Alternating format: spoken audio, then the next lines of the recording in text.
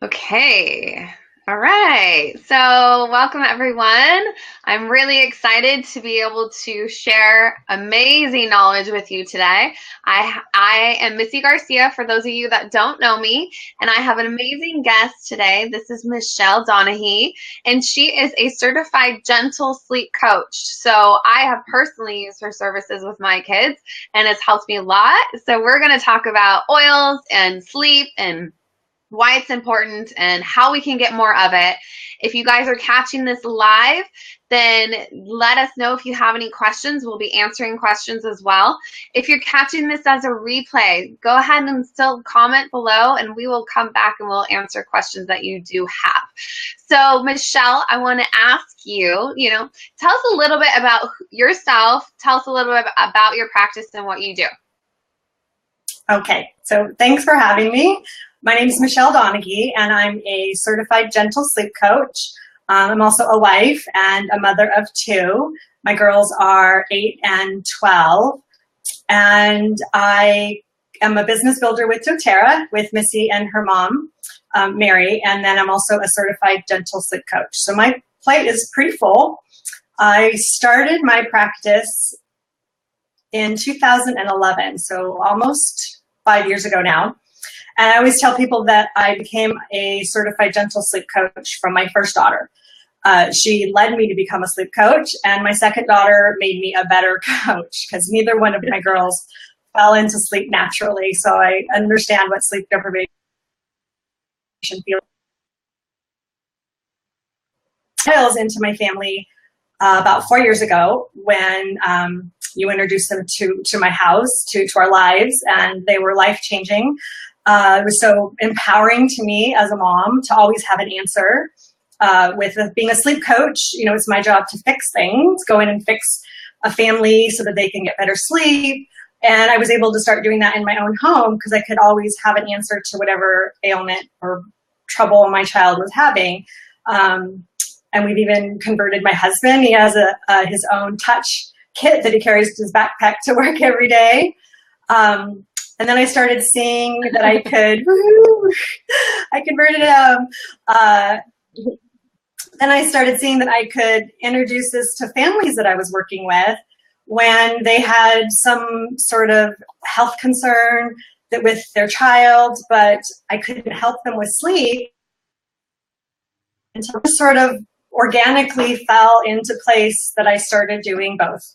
And now I do both full time and try my best to juggle between the two. So that's awesome. A little bit about me and my practice.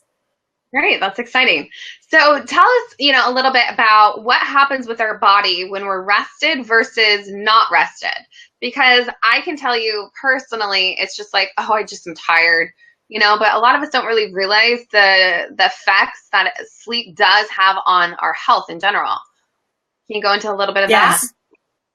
Sure. So I'll give a little bit of a statistic. I found something that was shared with me recently that 33% of Americans are not getting enough sleep. Bodies, it causes immune problems. It causes decrease in your cardiovascular health.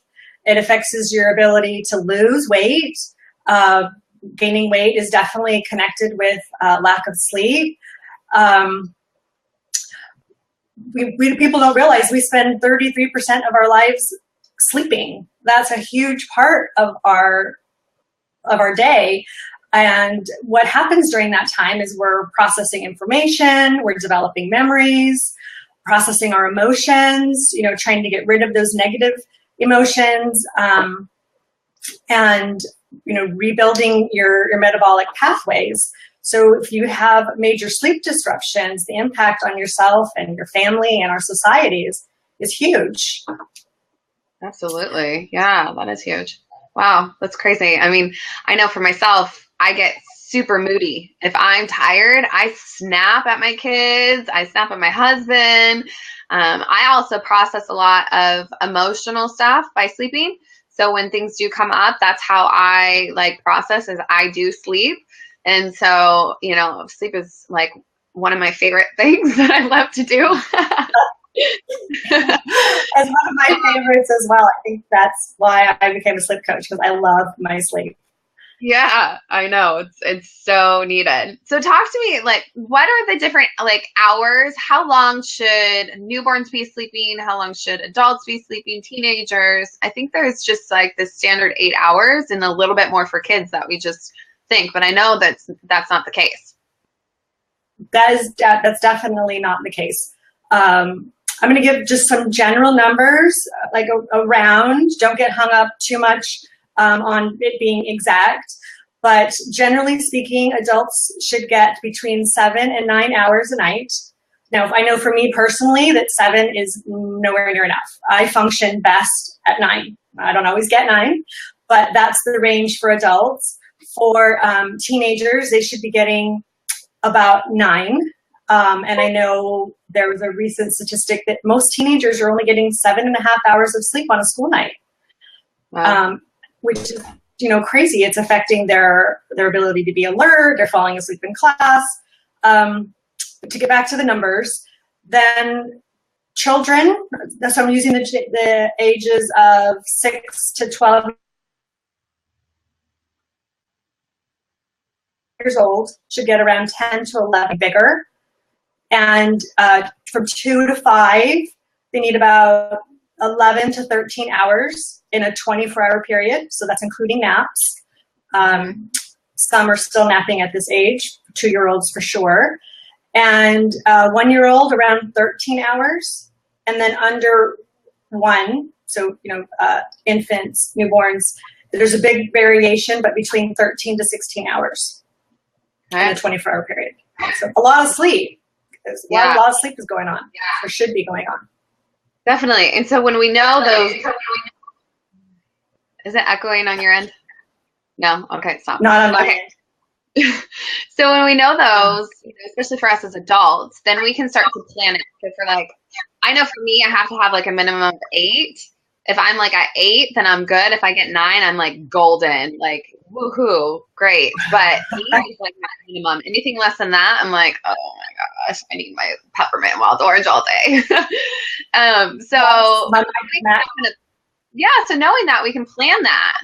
And so I want to talk about some of the oils and, what oils we can be using, how we should be using them. And then I think the big question is, can we start using them on our newborns, and what benefits can we see from that? So let's start with that question. Can we start using oils, and what are your favorite oils to use on a newborn? Okay, so, of course, I always say to moms, whether it's regarding sleep or regarding using essential oils, always trust your instinct. Your instincts are usually right on. If you're not sure, talk to a trusted adult or somebody that is more of an expert on this than you are, whatever the subject being, your pediatrician or an oils expert. But I definitely feel that essential oils, doTERRA essential oils, are safe to be used with newborns. I didn't have essential oils when my kids were newborn, and I wish I did. Lavender is always a wonderful one to use with them.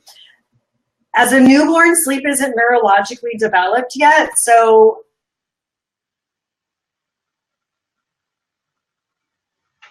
I would say that using the mind to diffuse it, to use it on their feet, bottoms of their feet. And we definitely want to use all essential oils with young children, diluted. I don't know what dilution ratio you work to, but generally what I recommend to families is for infants, 1 to 2 drops per teaspoon, and for children, 1 to 2 per tablespoon. And then I say, when you figure out how sensitive your skin is, or your children's skin is, you can go from there. I have one of my daughters, my younger daughter, I have to dilute just about everything on her if I use it any place else except for her feet. You've heard me ask you about that. My older daughter, I don't have to dilute anything anywhere. So you'll start to learn what you can use. So I definitely feel that they're safe to use with newborns. My favorites would be the real gentle ones that we know of: lavender, Roman chamomile. What are some of your favorites for newborns? Nice one. Nice. Lavender. I mean, I lived with lavender pretty much all the time with Kyson. I mean, I had it in, I made a digestion roller and I added lavender to that and I would roll it on his tummy with every single diaper change. I would put the lavender on his feet. Frankincense is another one that you can turn to. I had frankincense on Kyson within the hour after he was born, just on the bottom of his feet and the crown of his head. So it was, you know, there's so many that you can do. And yeah, diluting. So with the newborns, 1 to 2 drops for a tablespoon, and then older, you know, as they get older, then you can kind of bring down that dilution if you feel that you want to. You don't necessarily have to. But yeah, so that's great. Can you guys hear us okay? Can you guys just comment below if you can hear us okay? I have poor internet, and I just want to make sure that it's coming up fine on your guys' end. Okay. So as the kids, you know, and that brings up another thing, like especially with children, there may be something else that may be affecting the sleep, like digestive upset or respiratory or something like that. So we want to, you know, address that, and we can use oils for those purposes, and then that's going to help to promote good sleep.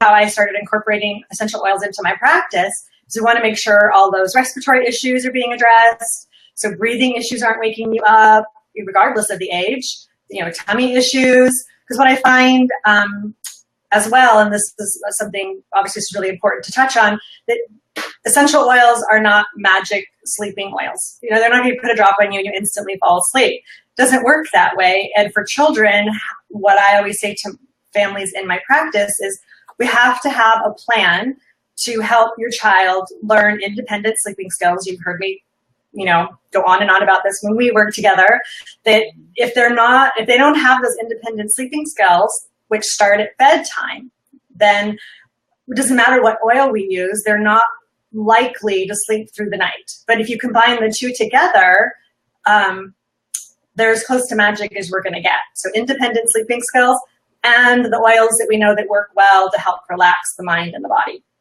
And that's what I teach in my practice. Perfect. So let's talk about adults. A lot of us in here are adults, and we are not getting that 7 to 9 hours of sleep. So what are some things that we can do as adults to help promote? Yes, so it's really important to talk about sleep hygiene, which is a word we use in the sleep realm, which basically means have a good bedtime routine. And that's important for adults and for children. For all ages, the recommendation is, you know, no electronics 60 minutes before bed. I know a lot of adults that don't follow that. The reason for that is all of those blue lights behind your screens are telling your brain to wake up, which stops the secretion of melatonin and starts to wake you up, and then you're going to have a hard time falling asleep. So definitely staying off your electronics before bed, having a relaxing bedtime routine, whether it's, you know, taking a bath or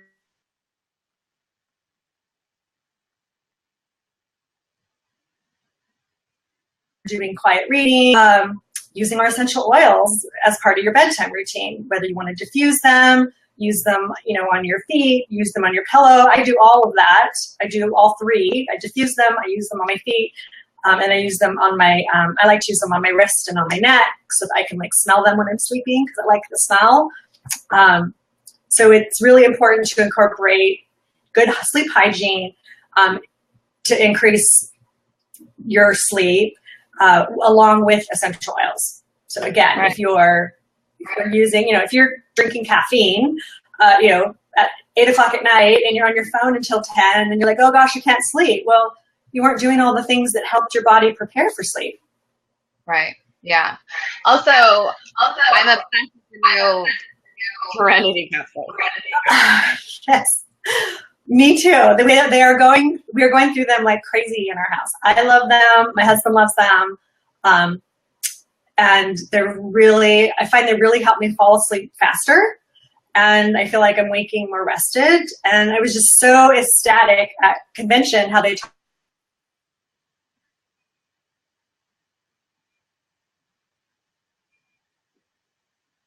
So when I want to point out that they're for adults, the complex is for adults only. That's my understanding. So, don't be using them on your children. Might be okay for like older teenagers, I was just going to say that. Yes. My 12-year-old has been taking it.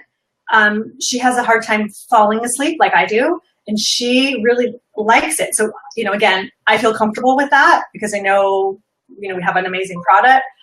But so use caution there. But I wouldn't use it on a young child for sure. Not they couldn't swallow it probably anyways.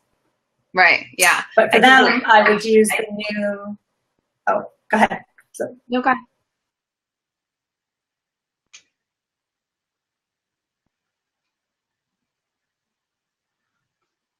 Changes that they've made with it make it smell even more yummy. It works even better. It does.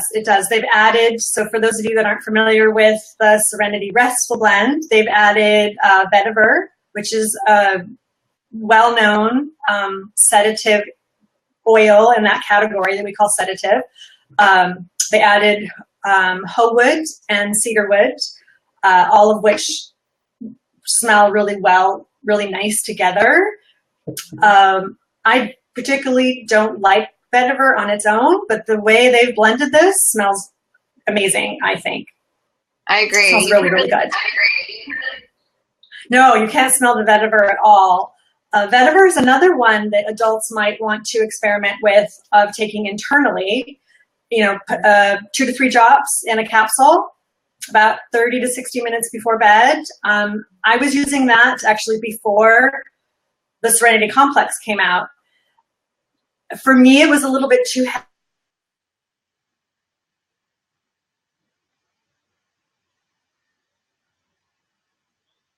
Noticed it didn't have that effect that vetiver did. So if Serenity Complex doesn't work for you, try something else. There's lots of choices in the sedative category of oils. Definitely. And also, sometimes think that it could be a hormonal thing for the population. So, yes, something. Definitely. So, Michelle, there's a question that came through. So, Jamie's asking, some are saying that melatonin can become useless because of our body's adaptation. Have you heard anything like that? So melatonin can become useless because our bodies adapt to it. I'm not a fan of using melatonin for sleep.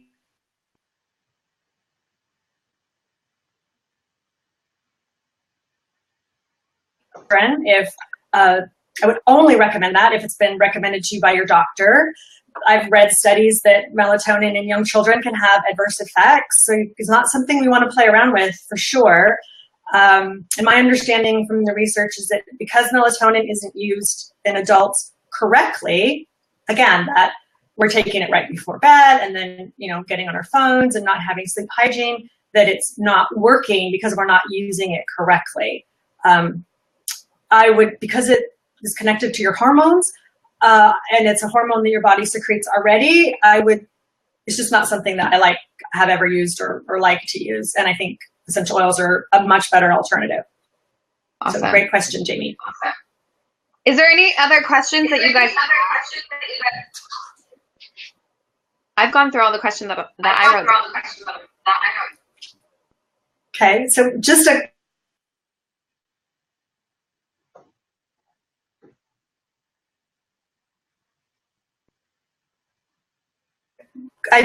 of course, we have lavender we talked about, and Roman chamomile is also wonderful and really gentle. So it'd be another one that you could use with young children.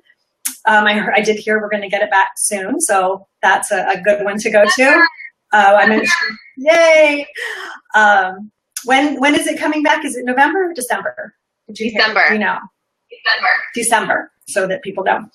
Vetiver, which I mentioned, marjoram is another great one. You could use in a combination of vetiver and marjoram. That would be something to try if you like the smell or experiment with the smell. Cedarwood is another one that I like. before they made the Serenity Restful blend, I was blending my own and, sort of upping Serenity.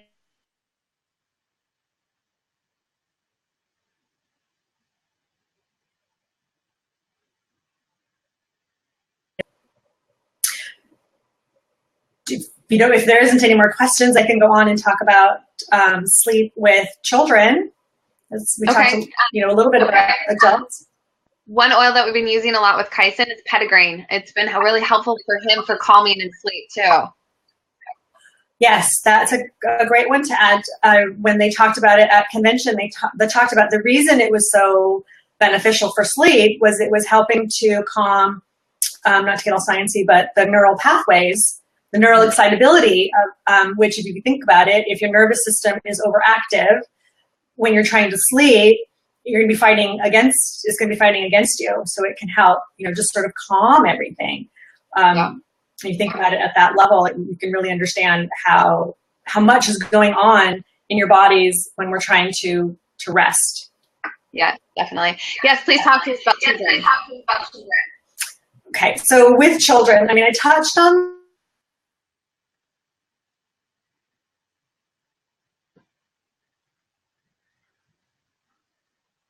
but I can bedtime, no problem at my house. That's a breeze. It's the middle of the night waking that's killing me. And the first question I always ask is, well, what's happening at bedtime? Are you putting your child down awake? Because if you're putting your child down in their beds for the night, wherever that may be, they are not learning to put themselves to sleep at the beginning of the night. We call it what we call sleep onset. And that's the easiest time to put yourself to sleep. It's when there's the most sleep pressure from the day. So if you're helping your child by putting them down asleep or in their beds asleep, the easiest time when they wake up in the middle of the night, because there's no such thing as sleeping through the night. We all wake up. We wake up all night long. We just, as adults, don't really realize it unless you've got a problem or have sleep issues. So the children wake up all night. It doesn't always necessarily mean that they're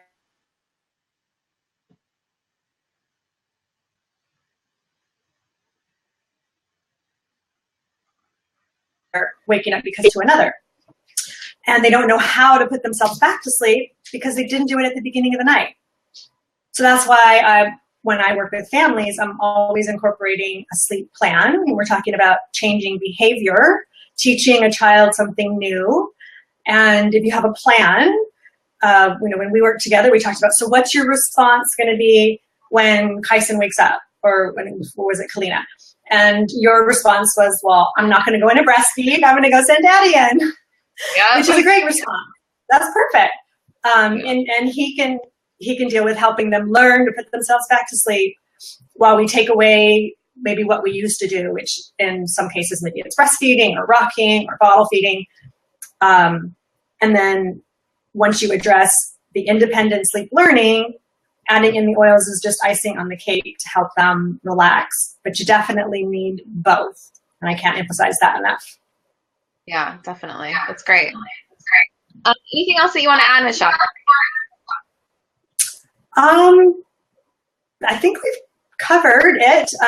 So in my practice, I work with, the name of my practice is MSD Baby Sleep Coach, which is actually my initials, Michelle Cherie Donaghy, or I say Michelle Sleep Donaghy. So it's MSD Baby Sleep Coach. That's my name. That's my brand. And I work with families all over the country. I've worked with families all over the world. So you don't have to be local to me for this to work. It works just as successfully wherever you're at. Please feel free to go to my Facebook page. It's the same name. So Facebook /MSD Baby Sleep Coach. And I have lots of free tips that I give out every couple days, every week. And I have a monthly newsletter that you're more than welcome to subscribe to, which has tips. And I have a free blog. So lots of tips.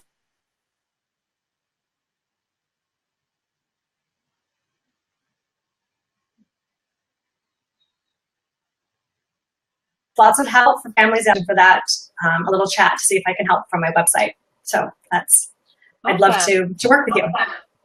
And she'll put her website in the comments. You guys can just click on it and head on over. Well, yes, I'll definitely do that.